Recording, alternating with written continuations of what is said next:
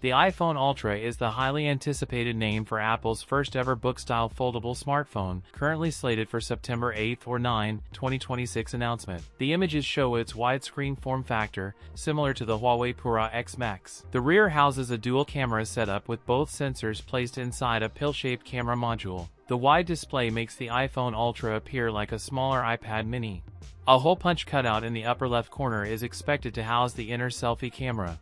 The cover display features a centered hole punch cutout for the front-facing camera. The volume buttons are located along the top edge, while the power button sits on the side. A dedicated camera control button is also visible below the power key. A 5.5-inch outer cover screen, 7.8-inch inner flexible OLED display, 4:3 aspect ratio. The Apple iPhone Ultra is rumored to be powered by the A20 Pro chipset and offer 12 GB of RAM. The batteries in question have a rated capacity of 1,921 mAh and 2,962 mAh, respectively, giving us a grand total of 4,883 mAh.